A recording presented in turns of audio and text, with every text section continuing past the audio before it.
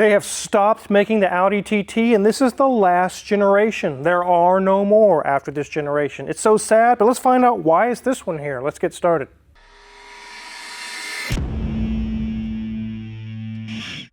This is a 2016 Audi TT, and it's not just any TT, it is the TTS. It has the 2-liter 4-cylinder turbo. It has tons of power. It's a fun little car. This one's here because the battery's dead. They tried doing different things, jumping it, and it would die, and they finally just said it needs a new battery, an oil change, and a few other things, and just checked over. But while it was here, we found something else possibly wrong with it. Before we dive into that, let's take a look around this TTS. Here's the front of this TTS, and it is, like I said, the last generation. You won't see any newer ones after this. It has a huge black grille, and I love the color of paint. I love red cars. They really, really stand out. They look nice. It does have the Audi emblems on the side of the door, and it says Quattro. It is all-wheel drive. It has its little wang up in the back. And as we can see, it has 4 or quad exhaust. It is in like new condition. It is very, very, very nice. Let's go ahead and hop under the hood. One thing that's always frustrating when working on cars is how quickly I can get the car back to the owner. Not everyone has an extra vehicle, and I know they need their car like yesterday. Here in my shop, we plan for how long it will take to do a job from start to finish.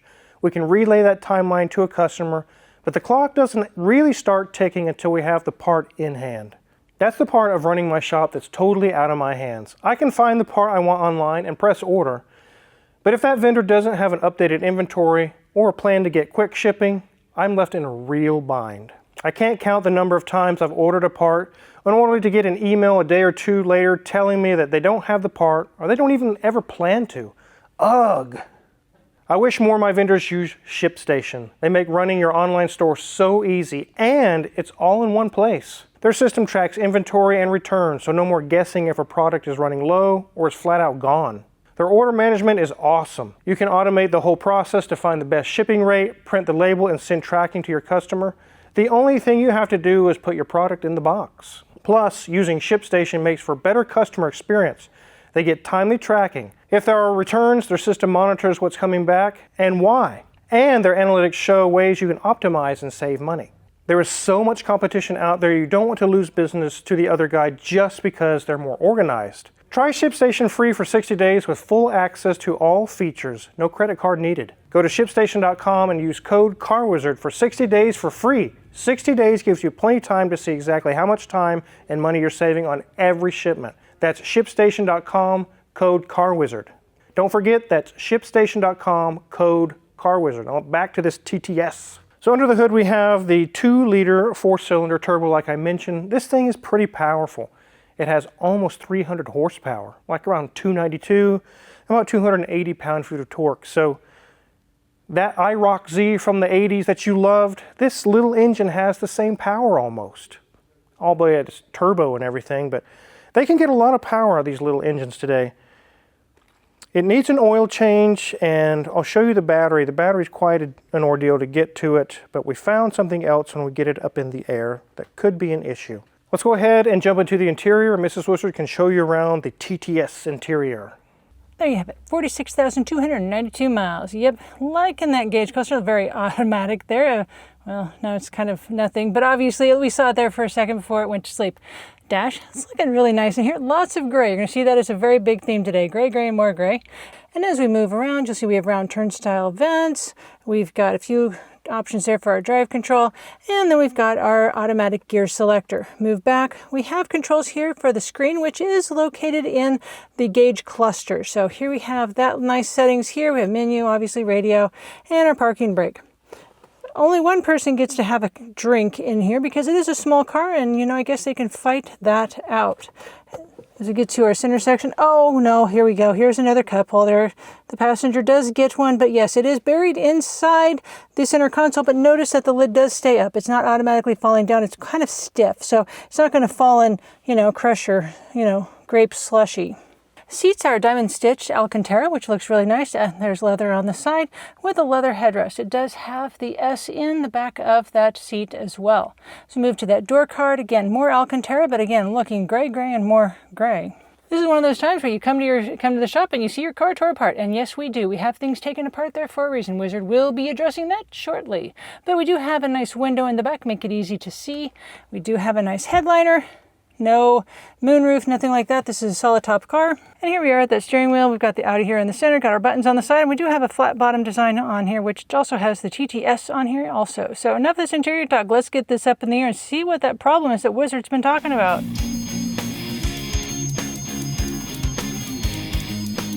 So we have the underbelly removed and we're just doing some routine checks. They want it checked over and something is leaking all over.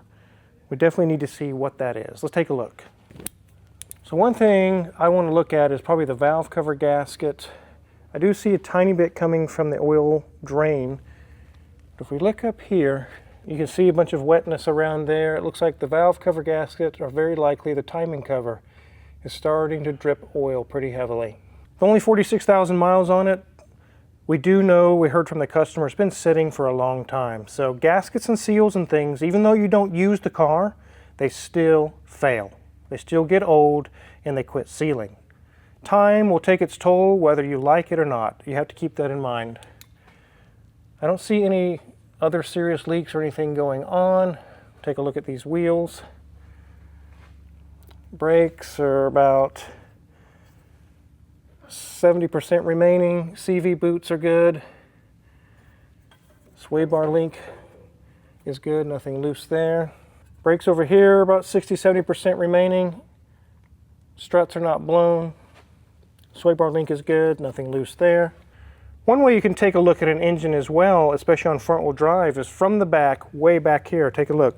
You can see on the back side, you can see the valve cover gasket, you can see everything as far as exhaust manifold or see if there's any issues. One thing to keep in mind when you're doing an inspection on a car, there's a lot of hidden areas that you can't get to unless you have a lift.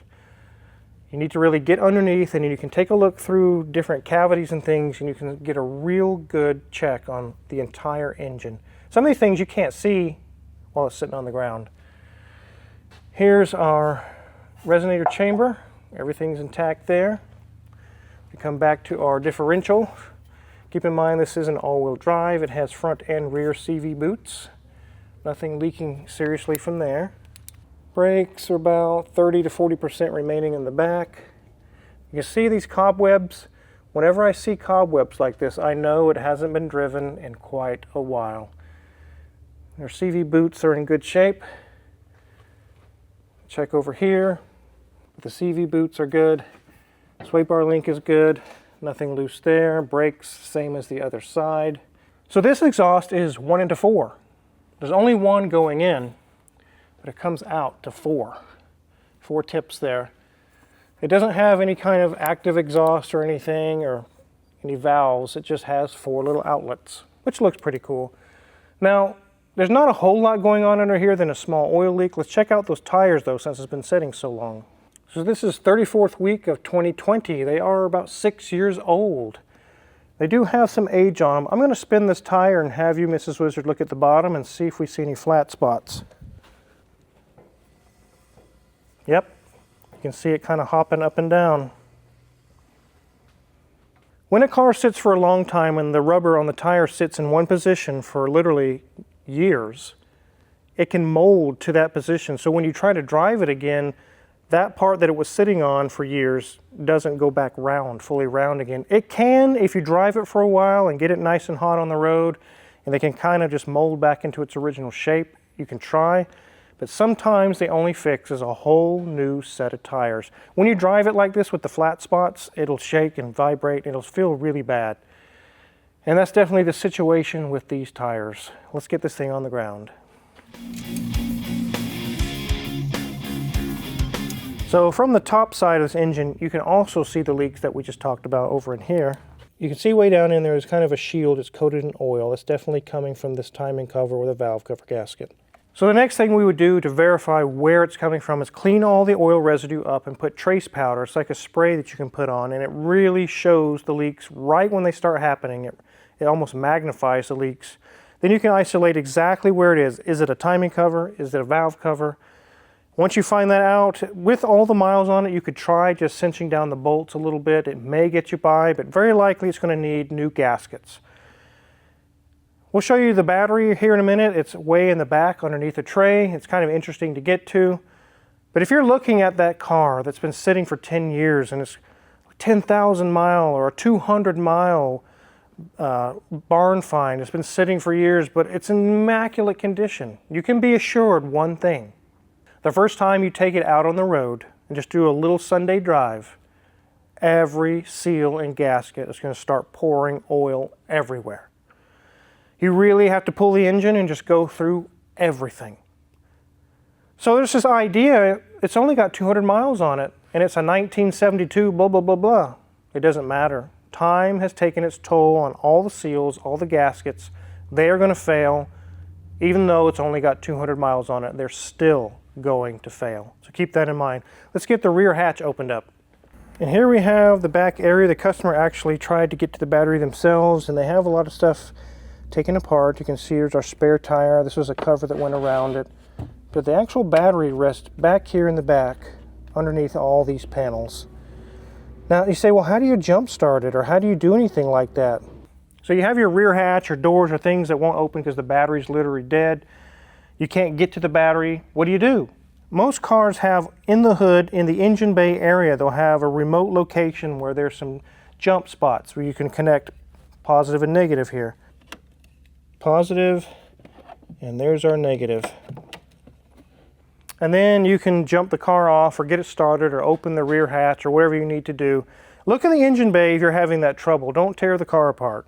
If you need one of these jump packs, we have several of them in our Amazon affiliates link in the description below. They're very, very handy. Definitely check that out.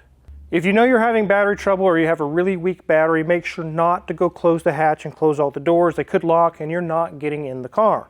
So make sure to keep that in mind. But I definitely wanted to get a video out there to say it's kind of sad to hear, and actually Hoovie was just here a minute ago and he saw this car and he said, this is the end of the Audi TT. The 2016 year is not the end, which is what this is, but this generation is the last generation. After this, there are no more Audi TTs. And they're such a fun car. They're really, really a cool car. This one's been sitting for a while. Definitely wanted to show you guys that we found some things. We found some oil leaks, and we're getting the battery replaced and a few other things. And it's definitely going to need a set of tires. But before we go, make sure to check out our Amazon affiliates link in the description below. A lot of the tools we use every day in cars in here are tried and true, proven in the shop, are listed for sale there. And if you purchase any of them, we get a small cut and really appreciate it. Make sure to hit the subscribe button and the notification bell before you go. We have many more videos to come. Thanks for watching.